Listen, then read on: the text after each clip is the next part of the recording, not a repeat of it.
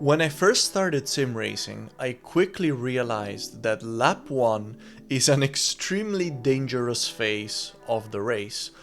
And obviously the reason why that is because on the first lap, all the cars are bunched together, everyone's tires and brakes are cold, and it's just so much easier to make a mistake. But not only that, it's also so much easier to have contact in between cars. And obviously when the pack is bunched together, if two cars collide and spin, then they can collect many more cars along with them.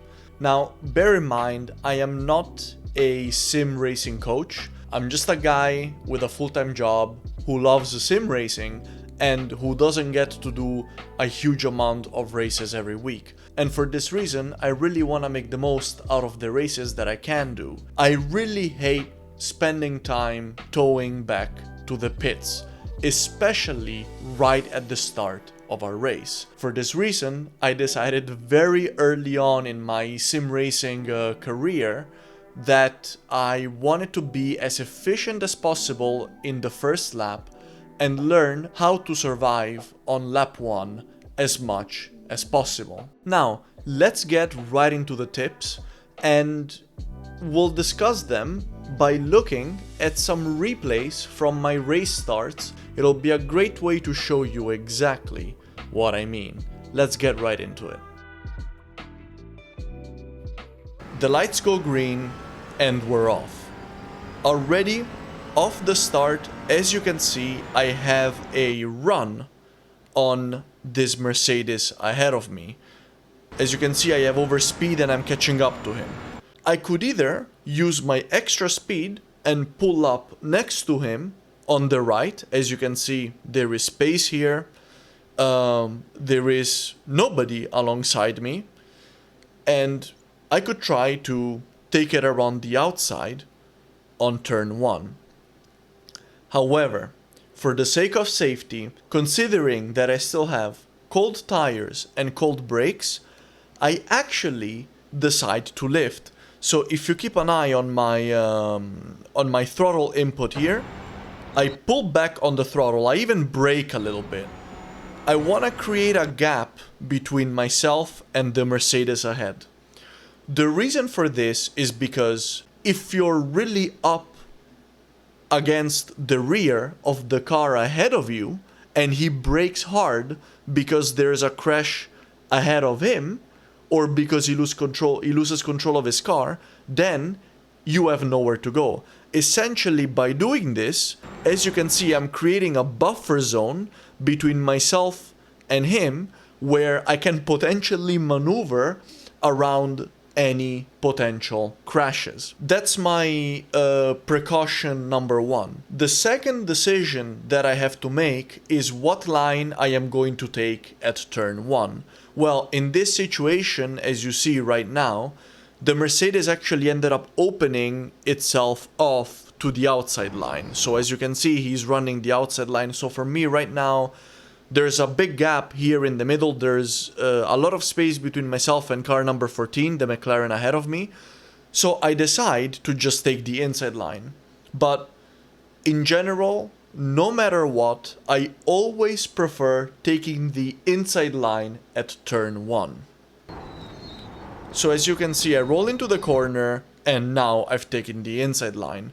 Due to the fact that I have actually pulled off a bit as I was approaching turn 1, now this Porsche is pretty much alongside me. The thing is, and the reason why I like taking the inside line on turn 1 is because in general, and especially in tight tracks, Laguna Seca is actually quite wide. There's a lot of space, as you can see. But especially in tight tracks, if I take the inside line, the only thing that I have to worry about is keeping the car nice and tight around the apex. As long as I do that and the guy behind me doesn't rear-end me, I'm good.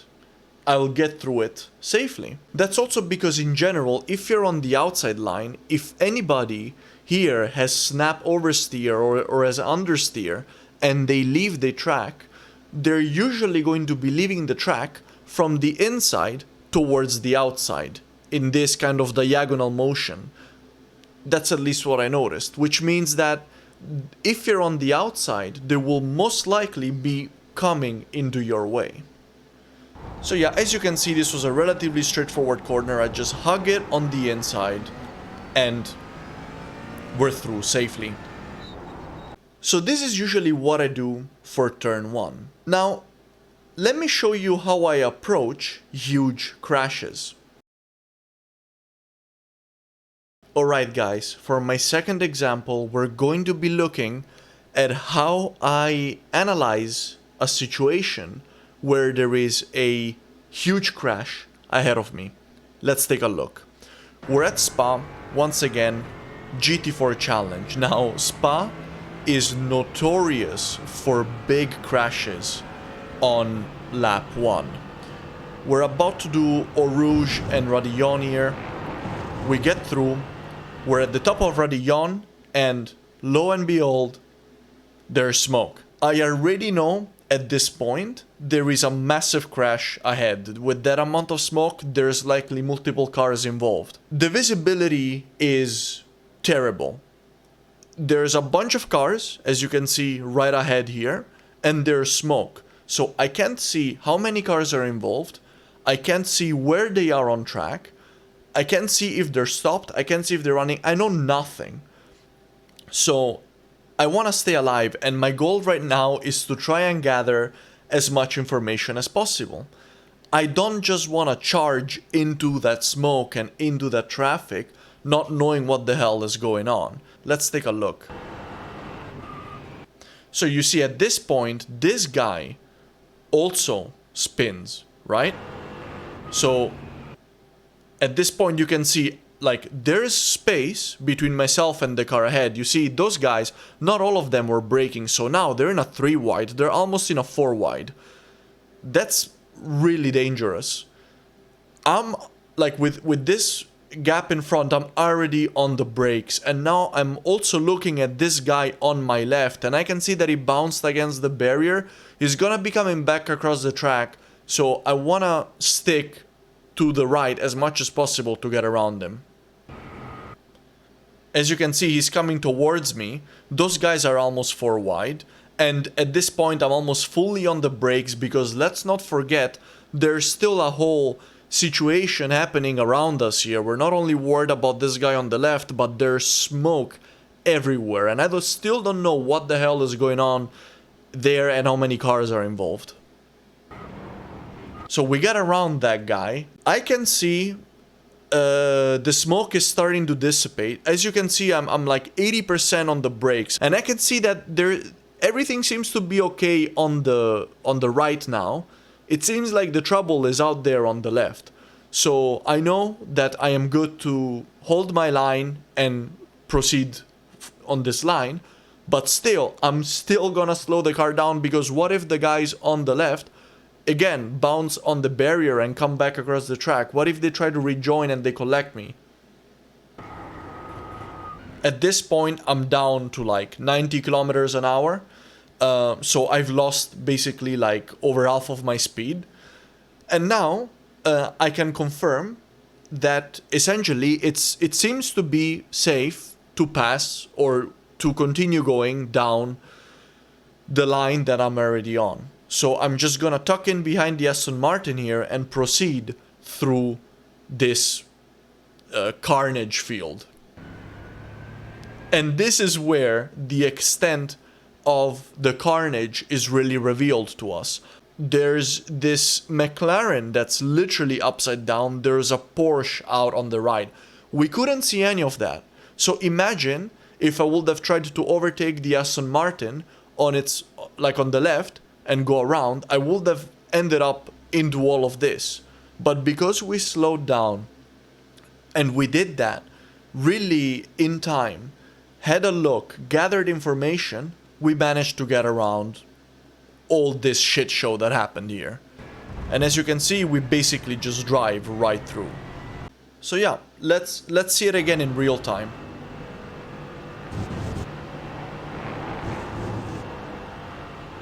I see there's problems. I brake, leave a little bit of a buffer zone, assess the situation, look ahead, gather info, give myself time to react. And that's like 6 or 7 freebies right there, just by being careful and taking it slowly. In this example, we're going to look at a slower corner, which is blind. So a different situation compared to a really fast straight. Let's take a look. We're at Spa once again. We're going down the downhill section. Oh, and there's the smoke. When I see those big plumes of smoke, instantly I go into survival mode. I'm no longer trying to race. I'm no longer trying to be fast. I'm just trying to survive, essentially. I am trying to gather as much information as possible. Now, I can only see that, well, the cars ahead of me seem to all be pointing in the right direction. Well, except for this Red Bull car here, which, as you can see, is kind of having a moment there, and I'm producing more smoke, so they're spinning, right? So I know there's gonna be trouble. That's where the trouble is at. It's here. It's around this corner. So as I get closer to it, I'm going to be taking caution, and I'm going to be looking as far as I can, whilst keeping my speed as conservative as possible. Still, lots of smoke. Can't see exactly what is going on. And as you can see, I just keep moderating my speed. It's extremely important right now to just prioritize obtaining information about what is happening ahead. I can see that everybody still seems to be pointing in the right direction, except for this Red Bull car. The thing with this Red Bull Aston Martin over here is that it's sideways, and it's actually about to bottleneck the entire track. If it cuts across the track, it might collect a bunch of cars and we're gonna have a problem. And there it is. And the Red Bull Aston Martin did exactly what I imagined it would do. There is a barricade going across the track. At this point, my only thought is slow down to the point that I can see how those cars are going to dissipate. Because at this point, I'm not yet sure who's gonna be leaving the track on the right, on the left. I'm not sure who's gonna be staying on the track. I need to understand this information. So, because the AMG is headed towards the right, so they're headed towards the barrier, whilst the Aston Martins, well, they're headed towards the left side of the track. As you can see, they end up there. The AMG, as we thought, is going towards the right. So they actually end up collecting the BMW, who was too close to the approaching danger. At this point, this AMG comes back onto the track, but look at my inputs. I'm just continuously slowing my car down. I'm on the brakes again, and now I'm down at 76 kilometers an hour. So I'm just basically continuously assessing what is happening and just letting the other drivers crash so that I can proactively plan my route out of the situation. So at this point, the AMG goes off on the left, and I'm through. Let's take another look at that in real time. So it's a blind corner, we can't see what's happening. We keep it nice and chill. We see a barricade of cars ahead of us. I slow down all the way, pull back, see this car ahead of me, pull back, and then at the right moment, power all the way through and get out. How to best deal with cars that are spinning right ahead of you. So we're at Spa once again, and we're about to enter Le Combe, which is notoriously dangerous on lap 1. Let's see what happens. So we're entering the corner like always, and next thing you know, this car, the number 16 Aston Martin, is basically sideways. I'm instantly on the brakes. I want to slow the car down. I need to gather information. as to where this car is gonna end up on the track. And now here I'm also seeing another thing.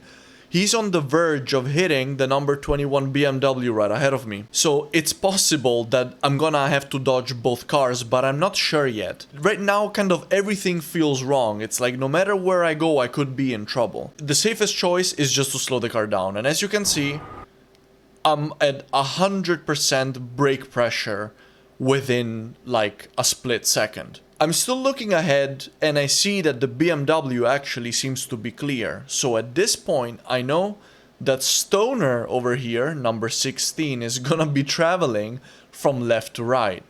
So this is actually something that helps most of the time when you have to dodge a car like this. Aim for the rear of the car, because the spinner is usually gonna be traveling, the car, like the momentum is going towards the front of the car, and so the car is usually, like the spinner is usually going to be traveling towards the front rather than towards the rear of the car. Obviously that's unless the car spins at 180 degrees, but that's not the case here. So unless the car ahead is spun at 180 degrees, you're usually safe if you aim for the rear. Check this out. After braking with 100% pressure, I turn my steering wheel completely to the left, aiming for the rear of the car right here, and get out of this situation. Alright, so let's take a look at another example where aiming for the rear of a spinning car ahead is beneficial. We're at Spa, surprise surprise, and we're about to enter the chicane. We're going through the chicane. And so, as I'm turning in, as you can see, the Porsche is basically headed right into my line. I'm applying the brakes very deep into the corner, much deeper than I would, just making sure that I understand what that car is gonna do and where it's gonna end up on the track. And as I'm figuring out that it's gonna be shooting out towards the left, I just steer off to the right and get around it. And let me show you again another example of this in action. So Spa, lap 1, we're at turn 6. Everything seems to be going fine. And then the next thing I know, the AMG and the Aston Martin are both losing control and they're both about to shoot across the track. In this situation, I know, due to the nature of the position of the car and the fact that they're slipping on the grass and pointing towards the left, both of these drivers are going to be trying to get back on track. So they're unlikely to spin at 180 degrees. Most likely in this situation, they're going to be shooting across. So I know two things. First of all, you know it. You already know it. You got to brake. So as you can see, I'm on the brakes. I'm slowing down and I'm gathering information. Then, I know they're gonna be going from right to left, so I'm gonna be aiming for the back of the AMG. Check it out.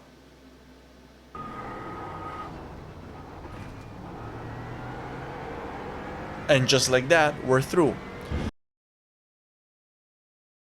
And finally, the final tips that I want to share with you are just some general tips for lap 1 as to how you can stay out of trouble. And it has to do with being considerate of the fact that everybody is on cold tires and cold brakes, and also just being predictable. Let me show you exactly what I mean. Normally, here, I would brake at the beginning of the curb, which you can see there right on the left of the AMG. So we're essentially where he is braking now. But as you can see, instead of braking at the beginning of the curb, like where that white line is, I'm already braking very hard now. And there's two reasons for that. First of all, everybody's tires and brakes are still very cold. So it's possible that as we go around this series of turns ahead, somebody might lose control of their cars, there might be an incident, and if I'm super close and at speed, I'm just gonna have nowhere to go. For this reason, I brake earlier, That way I avoid getting squished to the cars ahead of me, and I can get through safely.